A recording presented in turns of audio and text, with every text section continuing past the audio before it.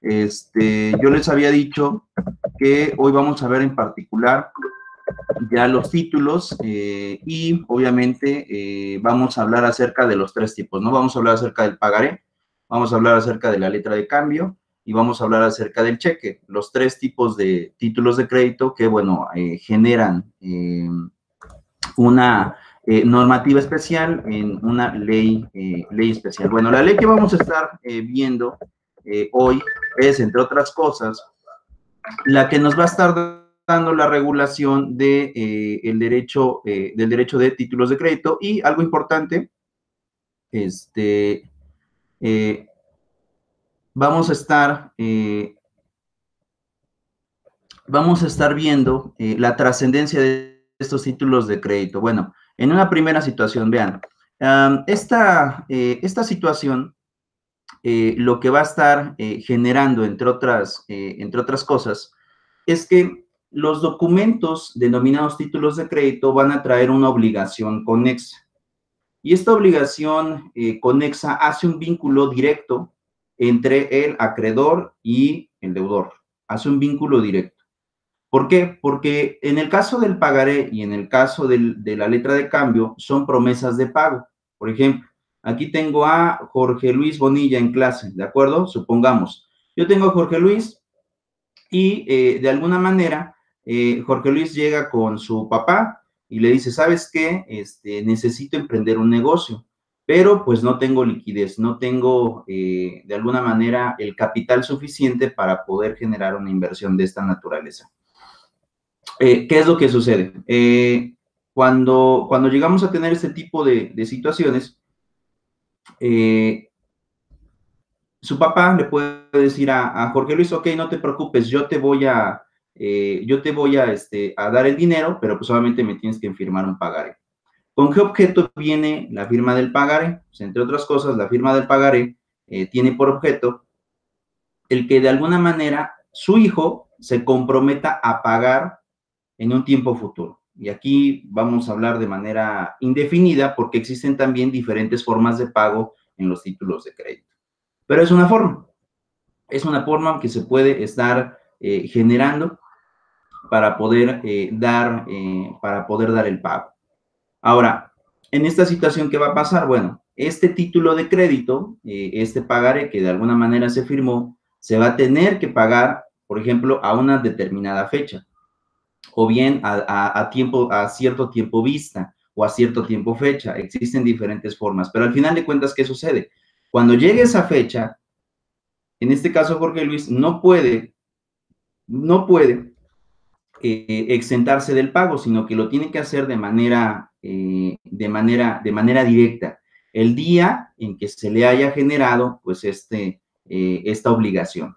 En dado caso de que no cumpla con esta obligación, pues obviamente, ¿qué va a generar? Va a generar un incumplimiento de obligación. Y aquí es donde viene esta parte. Cuando tú caes en un incumplimiento, puedes tener dos tipos de responsabilidades. Una, que es de manera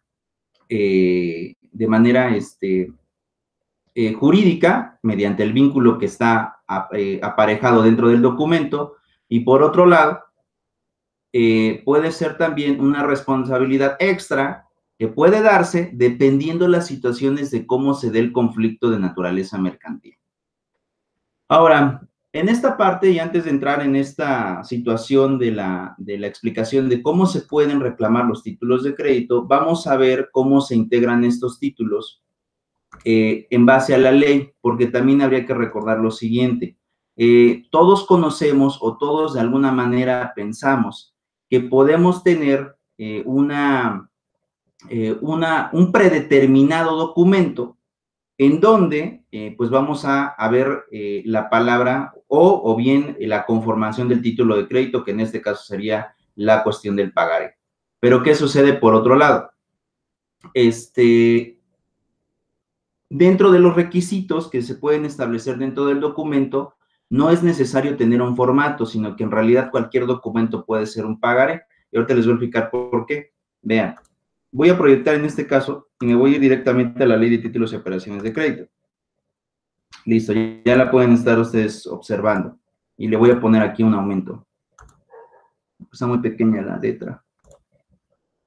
Listo. ¿Qué es lo que sucede en esta parte? Dice, ¿qué debe contener el pagaré? Y aquí lo vamos a poner en esta situación. Dice, debe de tener en cuenta la palabra, la mención de ser pagaré, inserta en el documento.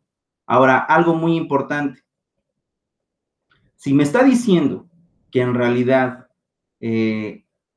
solo debe de tener la palabra inserta como pagaré, pues eso qué quiere decir, que un pagaré en realidad no es necesario este formato verde que todos conocemos y que compramos en las papelerías para que el documento pueda ser un pagaré. Tú mismo puedes formar un pagaré si de alguna manera tiene inserta una palabra de esta naturaleza.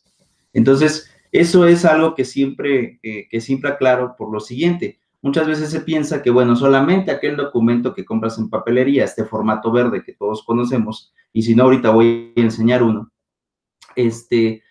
a través de ese documento, pues solamente ya es un documento que puede traer aparejada de ejecución, pero en realidad no es así.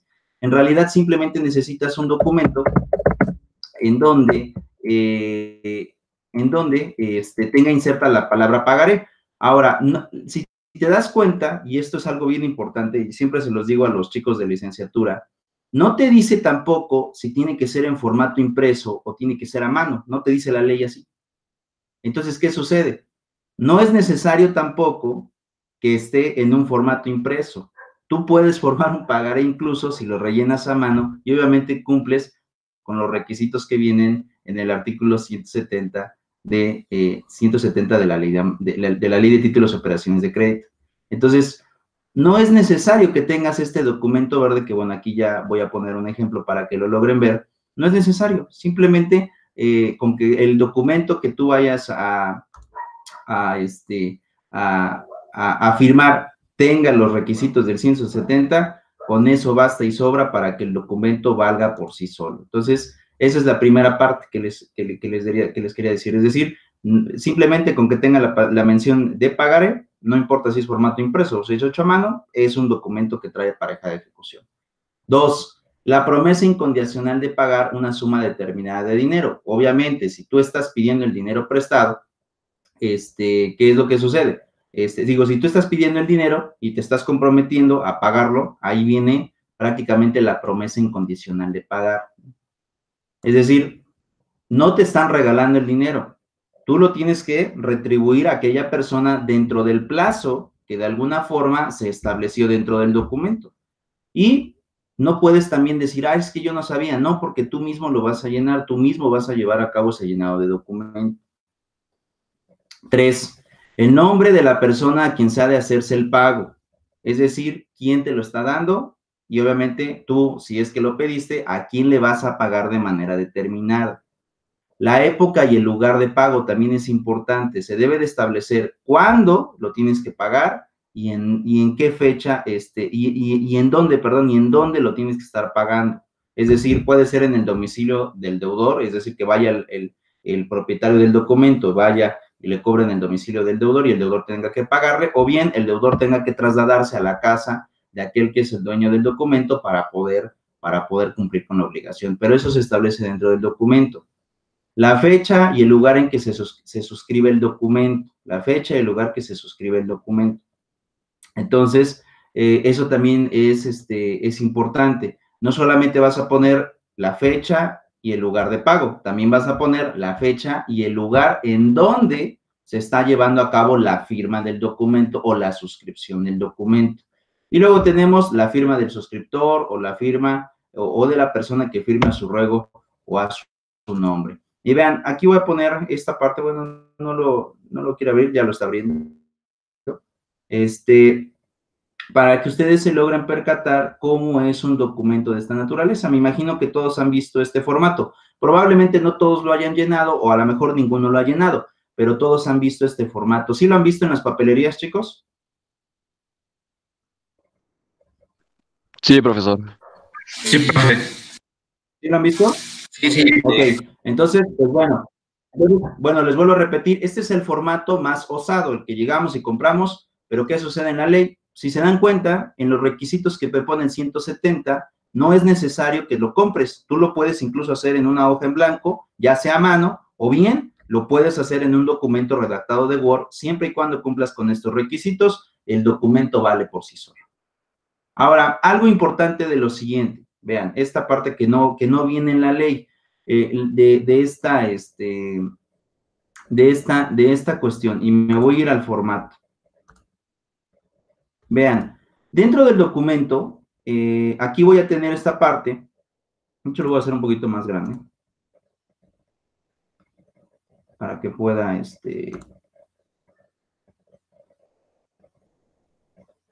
para que lo podamos ver.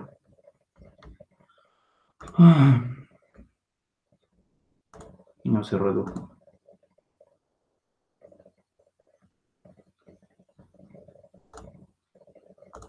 Vean esta situación, a eso me quería referir. Vean, en todo documento, por ejemplo, en este caso, se debe de establecer, y aquí lo tengo, la cantidad obviamente por la cual se está amparando el documento. Aquí en esta primera parte se está poniendo la fecha en donde lo está suscribiendo. Por otro lado, en este caso, la promesa de pagar, por ejemplo, te dice debo y pagaré, y ya debe de venir aquí la persona a la cual tú le tienes que pagar. La fecha en donde se tiene que realizar el pago, ¿no? El lugar y la fecha en donde se tiene que realizar el pago y la cantidad. Aquí la cantidad, a pesar de que aquí en esta que dice, bueno, por lo hayas puesto con número, aquí lo tienes que anexar con letra en estos formatos que compramos de papelería. Y algo muy importante, siempre trata de que cuando te firmen este tipo de documentos, de alguna manera, no dejes espacios en blanco.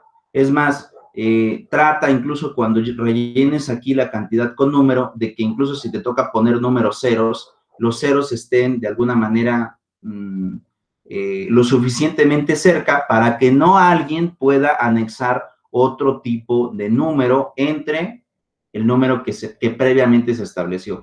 Y lo mismo pasa aquí. Cuando te toque suscribirlo, trata de que entre palabra y palabra no sea tan largo o no sea tan espaciado el espacio que va, bueno, tan espaciado, el llenado de la letra, porque por ahí se pueden también hacer inserciones de letras que pueden a lo mejor alterar el documento o bien dar otro tipo de cantidades para el llenado de este. Ahora, algo en esta parte, después vamos a ver qué nos dice que también se pueden pagar intereses, en este tipo de documentos. ¿Se pueden cobrar intereses? Bueno, viene esta definición. Ahora, viene una situación también importante en el tema de los intereses y por qué incluso hoy en día ya los títulos de crédito resultan ser como que un poco desprestigiados o desechados por los abogados incluso para poder cobrarlos y también por aquellos que se dedican a estar cobrando de alguna manera o prestando dinero, también como que este tipo de modus vivendi ya ha dejado de existir y ahorita les platico por qué. Hubo una reforma en el caso de los títulos de crédito, en el caso de los intereses. Y la reforma vino después del 2011, después de la cuestión de derechos humanos y de la protección que se tenía que dar a estos. Y dentro de la protección de los derechos humanos se estableció en un tratado internacional, en el Pacto de San José, Costa Rica, o en lo que nosotros llamamos la Convención Americana de Derechos Humanos, en que se prohibía la explotación del hombre por el hombre. Y una de las formas que con el tiempo se fue catalogando como explotación fue tratar de cobrar de los títulos de crédito en intereses excesivos. ¿Por qué la Suprema Corte estableció que el cobrar intereses excesivos era la explotación del hombre por el hombre? Porque básicamente cuando tú cobras intereses excesivos, pues entre otras cosas, es básicamente poner a trabajar a alguien para pagarte esos intereses. Pero nunca te va a poder pagar la suma que en realidad se prestó o la suma por la cual se celebró el documento. Entonces, la Corte estableció ese tipo de criterio y dijo, no se pueden cobrar intereses excesivos. Antes de la reforma del 2011, la mayoría de personas que celebraba este tipo de documentos, esta situación de la cuestión de los pagarés, cobraba el 20, el 30, el 40%, cobraban el interés que quisieran ellos. Pero después de la reforma, se vino este tipo de estipulaciones y en los códigos penales se estableció un nuevo delito. Y ese delito se llama el fraude de usura. Así se llama el delito, fraude de usura. ¿Y en qué consiste el fraude de usura? Este delito se configura cuando alguien, queriéndose aprovechar del estado de necesidad de una persona, quiere cobrar intereses excesivos. Y incluso el Código Penal establece que aquel que intente cobrar intereses excesivos en la firma de documentos, como puede ser un pagaré, puede pisar cárcel y establece ahí las penas. Cada estado de la República tiene su propio código y cada uno tipifica de manera diferente a cuántos años de prisión o meses de prisión le corresponde esta conducta. Ahora, ¿cómo sé qué es cobrar intereses excesivos? Porque esa sería la pregunta. ¿Cómo sé cuál es mi tope? ¿No? ¿Cómo voy a establecer cuál es lo máximo que yo puedo cobrar de intereses excesivos? Y aquí viene la parte triste y por eso les digo que mucha gente que se dedicaba a prestar dinero hoy ya no lo hace a través de pagarés, hoy lo hace a través de otra forma. Y pues bueno, el Código Penal estableció que lo máximo que se puede cobrar de intereses, máximo, es el doble o el doble de intereses que se establece en la tasa interbancaria del Banco de México. El doble de intereses de lo que aparece en la tasa interbancaria del Banco de México.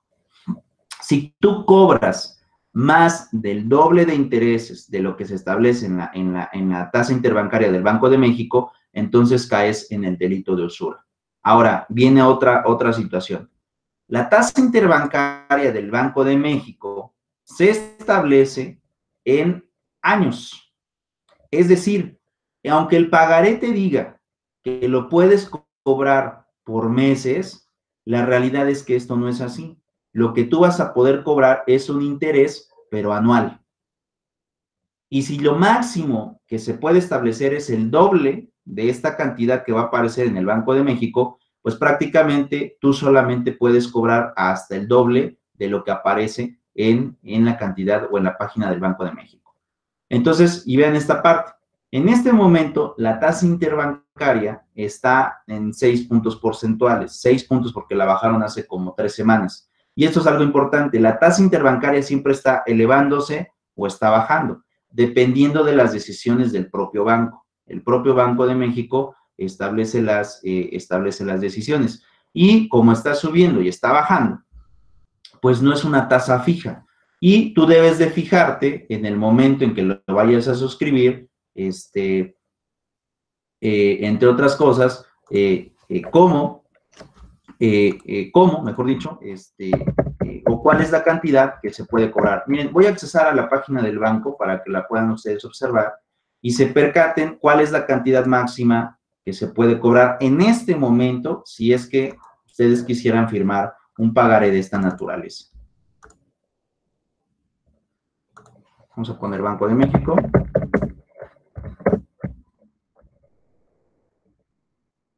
Ahora, en esta situación, ¿qué tenemos? Pues bueno, como mucha gente se empezó a dar cuenta que el interés que se puede cobrar en los títulos de crédito es poquito, porque en realidad no es mucho, y luego lo cobras anual y no mensual, pues prácticamente, ¿qué sucede? Pues ya dejó de ser tan lucrativo como si era en el pasado, porque les decía, antes se podían cobrar intereses del 40, del 50, del 60% de manera excesiva. Y obviamente, ¿qué pasaba con las personas cuando firmaban documentos de esta naturaleza?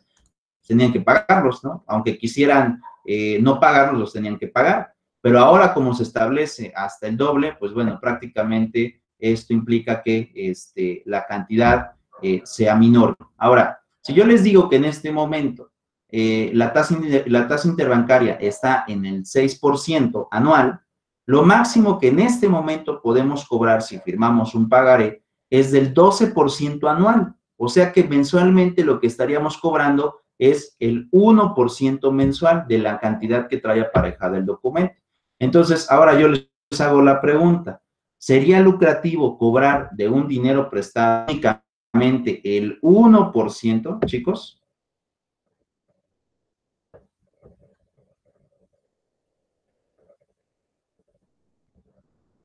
¿Creen que sea negocio?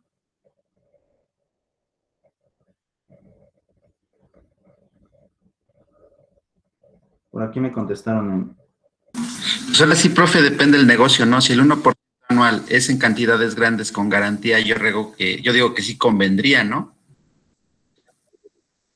Ok, bien, y viene esa parte para Rigoberto, Alicia, Irving, Adolfo, todos los que me contestaron que no. Sí, en efecto, su percepción cuando dicen no es porque la mayoría de gente que presta cantidades como del 10,000, 20,000 pesos, es decir, son cantidades muy poquiteras, ¿no?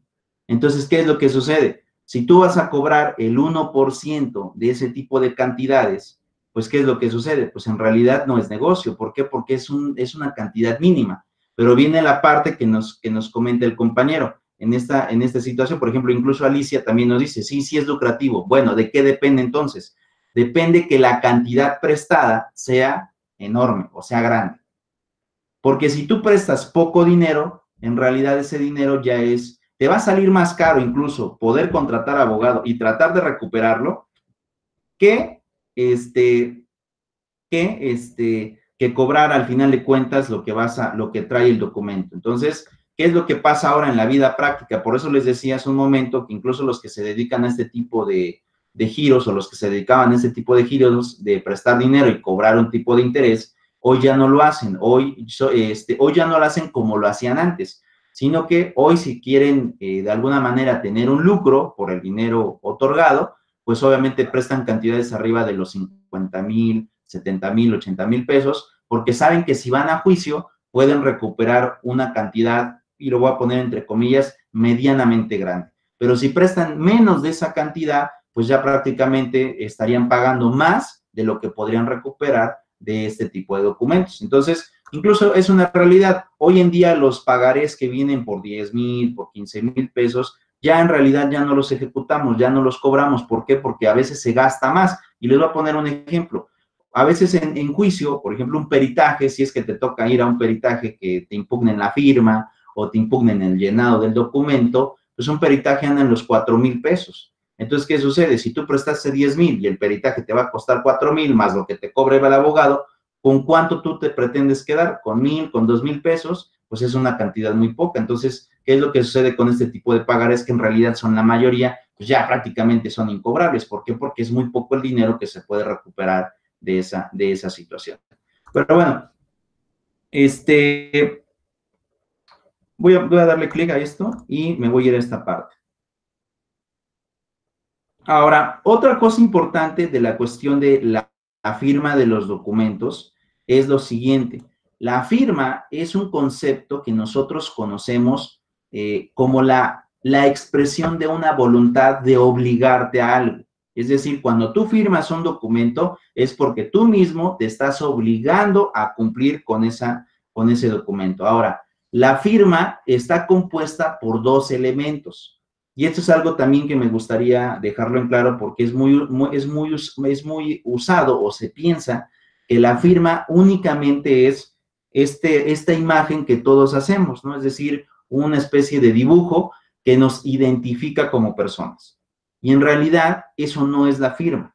La firma se compone por este dibujito que todos hacemos, cada quien de manera diferente, y que su nombre correcto es rúbrica. Y la rúbrica tiene que estar acompañada del nombre escrito de manera completa. Cuando tú tienes el nombre completo sin abreviaturas, más la rúbrica, que es el dibujito que nos distingue a todos nosotros, ¿qué es lo que sucede? Esos dos elementos componen la firma. No es solamente llegar y establecer un dibujito o tu dibujo distintivo. Eso solamente es rúbrica. Si tú quieres aceptar una voluntad en los documentos, debes de poner el nombre y la firma. Entonces, ¿qué es lo que pasa? Por eso en estos documentos, aquí tú puedes observar que te dice datos del deudor, y los datos del deudor, aquí vas a tener, entre otras cosas, el nombre de la persona que se está obligando a pagar, y aquí va a venir la firma. Ahora, muchas veces también, aparte de que lo pones aquí, a veces también es bueno que lo lleguen a hacer, que en donde dice pagaré, le pongas aquí, le digas a aquel que lo va a firmar, ponme primero tu nombre, es decir, en esta parte, ponme primero tu nombre completo, y arriba de tu nombre completo me pones la rúbrica. ¿A efecto de qué? De que la firma esté compuesta, es decir, esté conformada, y de alguna manera, si con posterioridad te quisieran alegar que esa firma no es la adecuada, pues tú puedes alegar que en realidad sí lo es. Ahora, otra situación también importante de esta naturaleza. Hay muchas personas, y esto lo digo con mucho conocimiento, hay muchas personas que también, para evitar, fíjense, para evitar el tema de, el tema de poner la firma de manera correcta, muchas personas llegan a establecer, pues, como conductas maliciosas para poder evitar la comprobación del documento. Y viene esta parte. Siempre que ustedes vayan a firmar un pagaré o que les vayan a firmar a ustedes un pagaré, esto siempre lo recomiendo, pídanle a la persona que les va a firmar que les preste su IFE. Y dos, recuerden que ahora el IFE lo puedes corroborar, por lo menos si está vigente, en la página de internet del INE. Entonces, antes de que te firme un documento alguien, pide la identificación y compruébala en el INE de que esa identificación es vigente. ¿Por qué digo esto?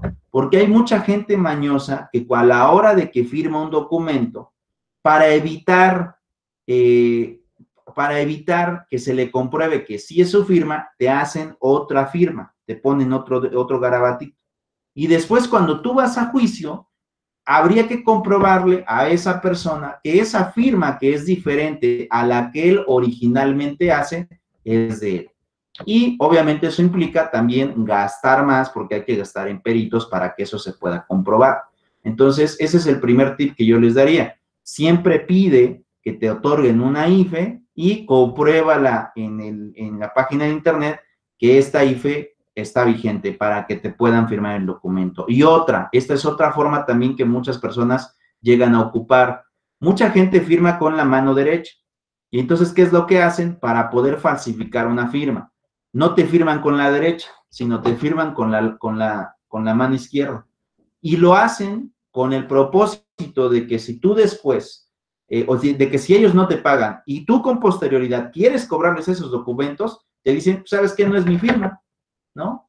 Y tú dices, no, pues sí, yo te vi firmar. Ah, no, no es mi firma. Y a la hora de que le pides el documento, de que te lo firmen, te firman con la letra derecha, digo, con la mano derecha. Entonces, ¿qué es lo que pasa? Obviamente, el dibujo no va a ser el mismo que se hace con la mano izquierda. Entonces, ¿qué es lo que se hace? Cuando pasa esto, cuando tú pides el IFE, te logras dar cuenta si en realidad es la firma o no. Y dos, siempre pide, en dado caso de que de alguna manera ya no te haya pagado y que hayan llegado a la instancia judicial, que en los ejercicios del peritaje, si es que te vas a peritaje, se haga la firma o se intente hacer, se haga la firma, perdón, con la mano derecha, pero también con la mano izquierda, para poder corroborar si esta persona no lo hizo o no firmó de manera alevosa, intentando burlar, obviamente, el cumplimiento de la obligación que trae aparejado un documento de esta naturaleza. Pero bueno, son datos importantes que sí de alguna manera ustedes tienen que conocer a la hora de firmar estos documentos, porque miren, hay muchas mañas, muchas mañas en esta celebración de documentos. Ahora, vean esta parte, me voy a ir a la página. Y vean, en el caso de la página de Banjico, no la abrió.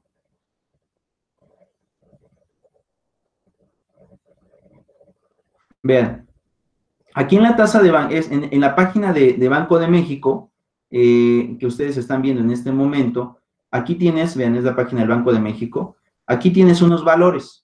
Esta es tasa objetivo, tasa de fondo, tasa interbancaria, CETES, tipo de cambio, reservas, inflación, inflación subyacente y las UDIs. Bueno, ¿qué es lo que pasa? Nosotros lo que vamos a tomar de referencia es esta tasa interbancaria, la tasa de fondeo. En este caso es de 6.02%. Es decir, que ahorita el máximo de interés que se puede cobrar es del 12%.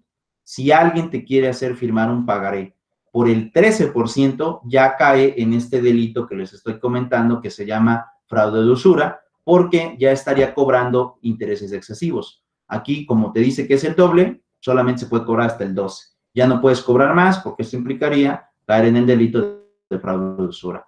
¿Tienen alguna duda hasta aquí? Chicos. No, profesor, todo bien. Sí, Rigoberto, ¿los demás? No, profe, todo bien. Yo tengo una duda. ¿Alguna? A ver, dígame, Rigoberto.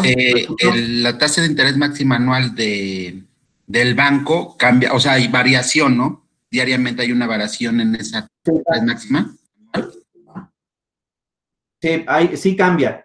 Cambia dependiendo de qué. Cambia dependiendo las decisiones del Banco de México. ¿Y de qué dependen las decisiones del Banco de México? De la estabilidad de la inversión extranjera en este país. O sea, el tema de la tasa interbancaria también es complejo, ¿no? ¿Por qué? Las tasas interbancarias son medidas que establece el Banco de México para poderle asegurar a aquellos que han invertido en México que no van a perder ganancias, sino que por el contrario, van a ganar. Entonces, ¿qué es lo que sucede? La tasa interbancaria, que ahorita ustedes vieron o que están viendo aquí, regula a todas las tasas de intereses de todos los bancos. Y obviamente a los impuestos que se generan por las comisiones de créditos bancarios. Pero también, incluso, si muchos de ustedes, incluso ahorita que son jóvenes, creo que la mayoría de ustedes, no sé cuándo sea el rango de edad, pero si estamos en preparatoria, quiero pensar que son menores de 18 años o bien poquito más de 18 años, seguramente muchos de ustedes dirán, bueno, yo no tengo tarjetas de crédito, ¿no? Por ejemplo. Pero ¿qué es lo que pasa? Lo que la mayoría de jóvenes hoy saca son tarjetas, por ejemplo, para poder comprar en tiendas de ropa, ¿no? Estas de Bosco, estas de C&A y este tipo de tiendas que de alguna manera pues son como que financiamientos a que tú te puedas vestir. Bueno, en esas tarjetas no existe un interés bancario, pero sí existe un impuesto que se llama CAT, C-A-T, que seguramente habrán visto, CAT. El CAT es un impuesto también sobre este tipo de tarjetas de crédito y ese impuesto también puede ser modificable en base a la tasa interbancaria. Si se eleva la tasa interbancaria, también puede tener una afectación en el impuesto CAT, o bien, si tú tienes ahora sí tarjetas bancarias, sacaste dinero y lo estás pagando o pediste un préstamo y lo estás pagando, ese crédito o el interés del crédito se va a establecer en base al interés que te establece el banco.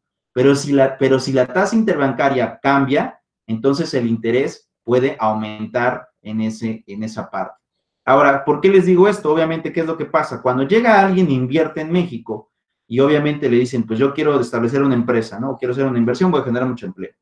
¿Qué es lo que le hace el gobierno? Yo le tengo como gobierno que dar a ese inversionista extranjero medidas de aseguramiento de que va a ganar dinero, ¿no? Entonces, lo que yo le trato de hacer es decirle, ¿sabes qué? Te voy a establecer una tasa interbancaria para que tú sepas que vas a ganar dinero cobrando intereses.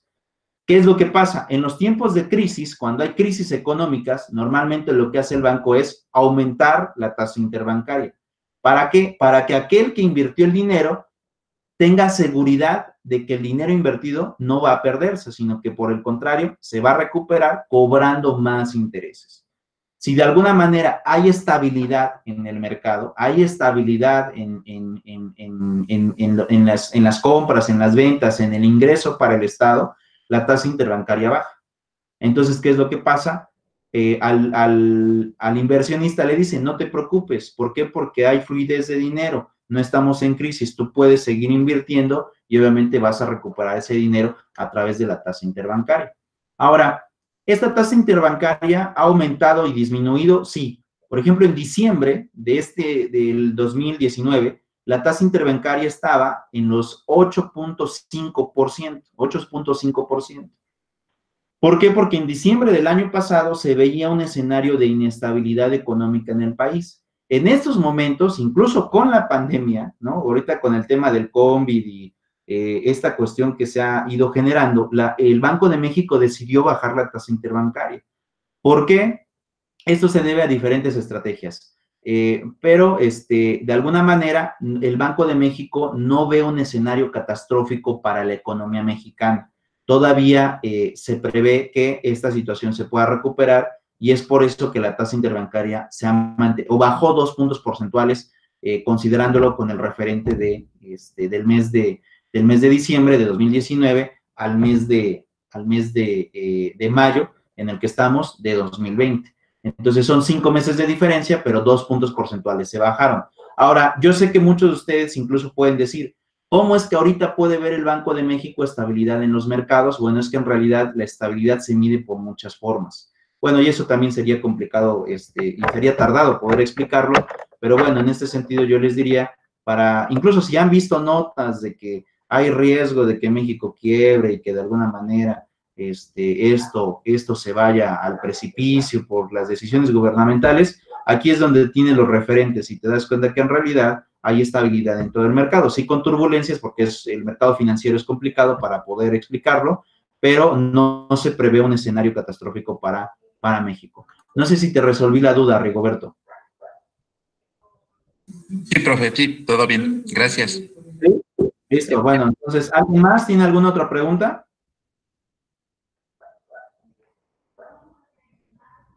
¿Chicos? No, profe. ¿No? ¿Alguien No, escribió profe. aquí en el chat? No, Alicia ninguna, me dice, profe. ninguna, todo claro, ¿se va entendiendo? Sí, profe. Sí, profe.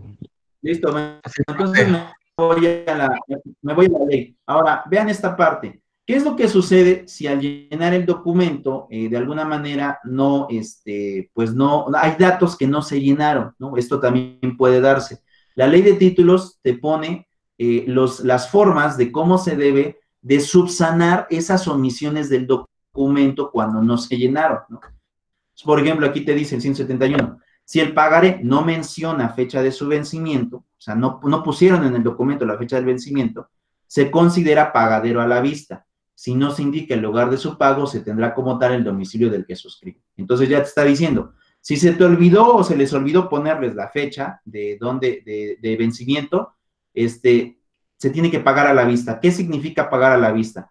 Que aquel momento o en el momento en que el dueño del documento le presenta al deudor el documento, en ese mismo momento se tiene que pagar. En ese mismo se tiene que pagar. Ahora, ¿qué es lo que te dice? Si tampoco se pone el lugar de pago, entonces básicamente se tiene que pagar en el lugar el que lo suscribe, ¿no? En este caso, en el lugar del propietario del documento. Entonces, ya te lo está diciendo aquí, en esta parte. Ahora, aquí sí quiero decirles algo y por qué la ley te estipula los casos en que no vengan este tipo de datos. Porque si a ti se te ocurre, y vean esto es muy importante, si a ti se te ocurre rellenar el documento o ponerle la fecha en la cual se tiene que pagar, y obviamente en el momento de la firma del pagaré no se puso, esa parte ya se puede considerar como una alteración del documento. Y la alteración del documento puede dar la nulidad del mismo. Es decir, se puede quedar inválido un documento, incluso nada más por ponerle la fecha o anexarle la fecha que no se puso en la fecha en que se suscribió el documento. Entonces, para evitar este tipo de problemas, la ley te pone estas subsanaciones, porque esa es la palabra correcta, se subsanan errores u omisiones del documento. Y esto yo creo que la mayoría de ustedes lo ha visto. Hay muchas personas que se les hace muy fácil decirle a una persona, no te preocupes, fírmame un pagaré, fírmamelo en blanco. Y con posterioridad empiezan a rellenar. Esto, compañeros, es alteración de documento y puede decretarse un documento como nulo. Es decir, que lo puedes dejar de cobrar si es que se declara como nulo. Y dos, a aquella persona también que se le ocurra andar rellenando los espacios en blanco que se dejaron en el documento, también comete un delito.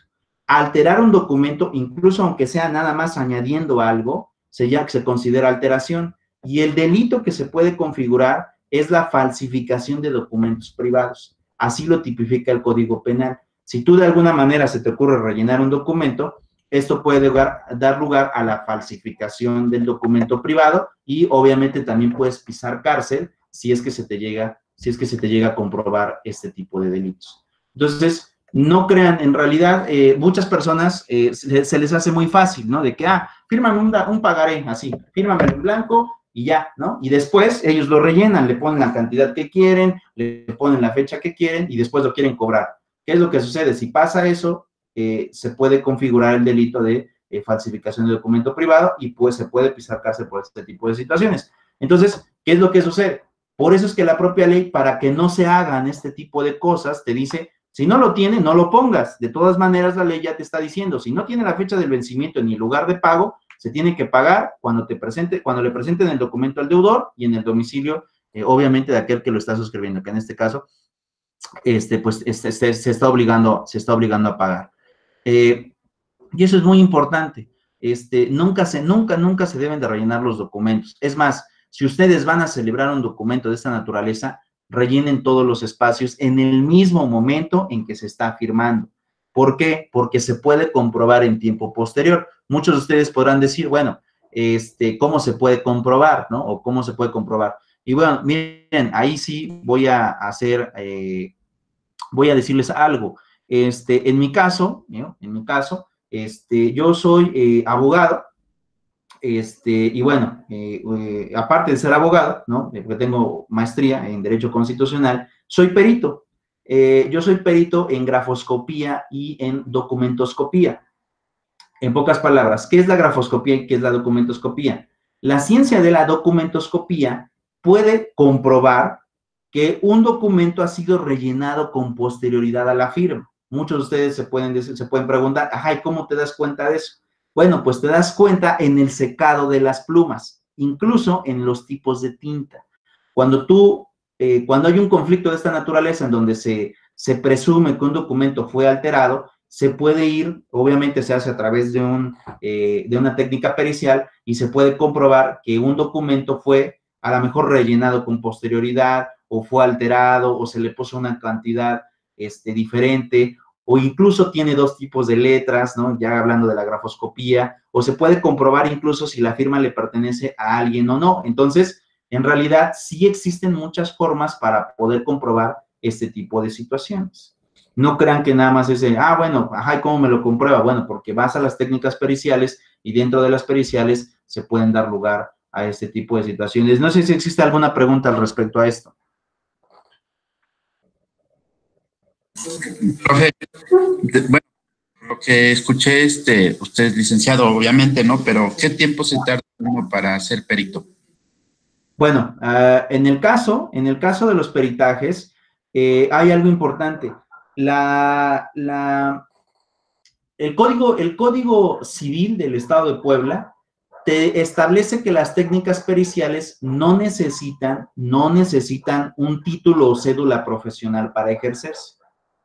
Así lo establece el Código Civil. No se pide, la ley no te pide que tengas cédula profesional para hacer una pericial o para ser perito, pero sí te pide que logres comprobar que tienes cierto conocimiento en un área. En mi caso, yo soy perito gracias a que me sometí a un diplomado de 120 horas en donde cursé básicamente estas dos ciencias.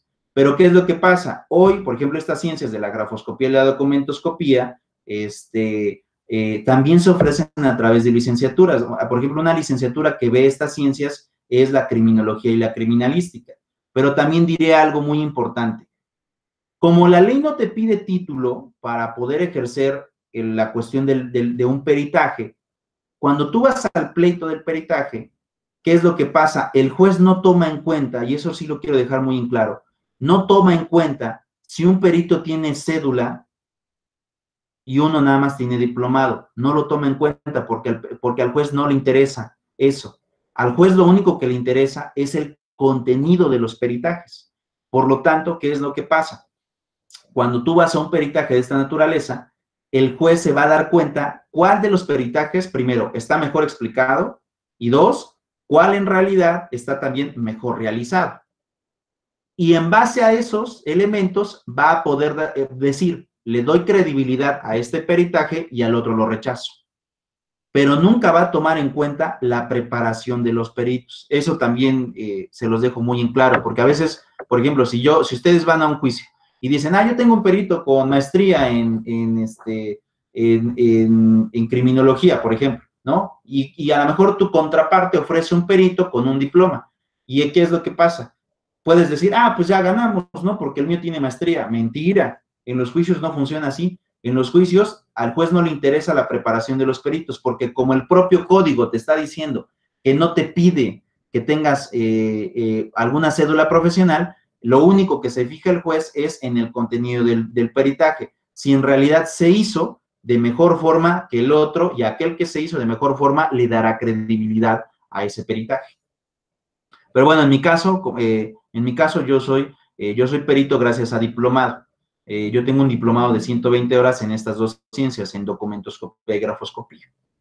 Pero no es necesario, no te piden un requisito como tal para poder, simplemente con que lo compruebes. Yo en este caso tengo un diplomado, mi diplomado lo hice en el Ilustre Colegio de Peritos, con colaboración de la Benemérita Universidad Autónoma de Puebla, y así sale mi diploma por 120 horas en esas ciencias. Pero les vuelvo a repetir, hoy en día esas ciencias también se estudian en la criminología criminalística, pero ya en juicio, cuando tú vas a un juicio, al juez no le importa quién tiene licenciatura, quién tiene diplomado, quién tiene maestría. El juez el único que se fija es aquel que mejor realizó su trabajo en el peritaje. Y a ese le da credibilidad y al otro lo desecha. Así es, Rigoberto. Gracias, profe. ¿Listo? ¿Alguien más tiene alguna otra duda? Sí, profesor, me surgieron dos dudas ahorita que comentaba todo esto. Dime, Luis. La primera es que entonces cuando queremos comprobar si hubo una alteración en los documentos, contratamos a nuestro abogado y el abogado directamente él se encarga de llevar los peritajes o No, sé. el perito tiene que ser alguien diferente al abogado. Ok. Y Entonces, lo segundo, sí. Ajá. por ejemplo, yo en mis juicios, ¿qué es lo que pasa? Cuando yo tengo un pleito de esta naturaleza, yo no puedo ser mi perito. Aunque yo sea perito, no puedo ser mi perito. Yo contrato a otro perito para que ese sea el que me lleve a cabo el peritaje. Así es. Ok, profesor. Ajá, dime, ¿qué otra pregunta tenías, Luis? Y lo segundo, ¿es caro, cómo se llama, llevar a cabo un peritaje? Pues depende de los peritajes. Por eso les decía que hoy en día, cuando tú suscribes documentos por 10,000, 20,000 pesos, pues ya se hacen incobrables, ¿no? Porque eso es muy poquita la cantidad. Pero, por ejemplo, un peritaje, si yo como perito analizo una firma, ese peritaje, dependiendo ahorita en el mercado, van a andar entre 4,000 y 5,000 pesos, si se analiza una firma. Si hay que analizar firma y letras, entonces ahí aumenta el costo. Se va aumentando el costo dependiendo la complejidad del documento que se vaya a analizar y también dependiendo cuántas cosas se tienen que analizar. Si son escrituras, igual, entre 4 y 5,000 pesos. Si es escritura y firma, entonces ahí ya depende de cada perito cómo lo vaya a cobrar, pero sí se van elevando los peritajes. Si son varios documentos, también se eleva, ¿no? Obviamente también se va elevando. Ok, profesor, gracias. Entonces, por eso les decía, imagínate, si es un pagaré de 10,000 pesos y te vas al peritaje y el perito te cobra 5,000, pues ¿cuánto te va a cobrar el abogado y con cuánto te quedas tú? Pues en realidad pues, ya no cobras nada, ¿no? Aunque también les diré mi experiencia. Hay gente, por eso también me ha pasado, hay gente que simplemente va con el abogado por ganarle a la persona. Ya es un problema de egos también cuando a veces llega a pasar eso. Orgullo, ¿no? Okay. Ya literalmente saben que no van a recuperar dinero, pero como están empeñados en poder ejecutar el documento, van y cobran, aunque sepan que van a perder o que van a invertir dinero, van y los cobran. Entonces, pues, también ese tipo de clientes llegan a tener, o he llegado a tener, que simplemente por el placer de ganarle a alguien, van y los ejecutan. Pero ya es decisión de cada quien. Así es. ¿Dudas hasta aquí? No, Ninguna, profe. Listo, bueno, entonces vean esta parte. Entonces aquí te establece eso, no, viene con la cuestión de las subsanaciones. Dice, si los pagares se exhiben a cierto plazo, ¿no? Pues, ¿qué es lo que sucede? Deben ser presentados dentro de los 6 meses que sigan a su fecha. Eso también es algo importante. Es decir, los documentos no puedes cobrarlos, no puedes exigir el pago en cualquier momento, solamente tienes para poder presentárselos a aquel que te está incumpliendo con el pago durante los primeros 6 meses. Ahora, algo muy importante, para que tú puedas cobrar una letra de cambio, un cheque o un pagaré vía judicial, a partir de la fecha del vencimiento tienes 3 años posteriores. Vuelvo a repetir, para que tú puedas cobrar un documento o un título de crédito, a partir de la fecha del vencimiento tienes 3 años posteriores. Si en esos 3 años posteriores tú no lo ejecutas vía judicial, entonces lo puedes cobrar, sí, pero va a ser muchísimo más complicado que lo cobres durante este periodo. ¿Por qué? Porque durante estos 3 años que te otorga la ley, ¿qué es lo que sucede? Solamente necesitas el puro documento para exigir el pago. Mientras que si te pasas de esos 3 años, necesitas el documento, necesitas testigos y necesitas muchas otras cosas más para poder cobrarlo. En pocas palabras, se hace más complejo el documento que si lo cobraras dentro de este plazo de 3 años, en donde pues simplemente con la presentación del pagar y una demanda, eso es más que suficiente para que el juez requiera a la persona de que cumpla con la obligación que pues obviamente trae aparejado el documento. En este caso, pues es la cantidad que se otorgó. ¿Listo? ¿Dudas hasta aquí, chicos? No, profe, todo claro. No, profe. ¿Sí? ¿Quedó claro? ¿Listo? Listo, bueno. No, yo tengo una duda, profe. Tengo otra duda. Basándose en la fecha de suscripción del documento, hay que basarnos en el interés conforme al Banco de México, para que no cometamos delito. Nada más, día a día hay que checarlo según la suscripción del documento. Ok, ¿vale? ¿Cuál es la fecha en donde tú tienes que calcular el pagaré en el tema de los intereses? Lo tienes que calcular el día en que celebres el documento. El día que lo vayan a firmar, ese mismo día tienes que checar la tasa y tienes que verificar cuál es el interés, obviamente, que tú puedes cobrar ese día. No, mucha gente piensa, y esto también es erróneo, que el interés que se cobra es el interés de la fecha del vencimiento, y eso es falso. El documento se tiene que calcular desde la fecha en que se está firmando, desde ahí tú ya tienes que poner el interés que puedes cobrar. Obviamente, tú tienes que irte a la página del banco, como en este caso ya les enseñé dónde está, y ahí te fijas cuál es el interés que está, para que simplemente tú dices, bueno, si es el 6%, pues cobro el 12%. No es usura, ¿por qué? Porque el delito te dice cuando se cobran más del doble. Entonces aquí es el doble, entonces está permitido todavía, pero si yo cobro más del doble, entonces ahí sí ya tengo problemas. Pero sí es bueno que se chequen las páginas del Banco de México, ¿es correcto? Y porque podría haber estado, podría estar en el 4 y lo máximo sería el 8. Exacto, sí. Puede bajar, si es que en caso de que llegue a bajar, si por ejemplo tú dices, bien, si es un 4, pues lo máximo que podría cobrar sería el 8. Si ahorita si la suben, si ahorita estuviera en 8, lo máximo que podría cobrar son 16, ¿no? Pero depende mucho, tú tienes que fijarte siempre en la página del banco. Profe, ¿cómo se llama la página o qué página es? Es la página del Banco de México, nada más así la buscan en Google y les aparece. Ok. Y ya, obviamente, esta es la página principal del Banco de México, y ya ustedes le bajan, y aquí ya te aparecen los indicadores. Ustedes van a tomar de referencia esta, el TIE de fondeo.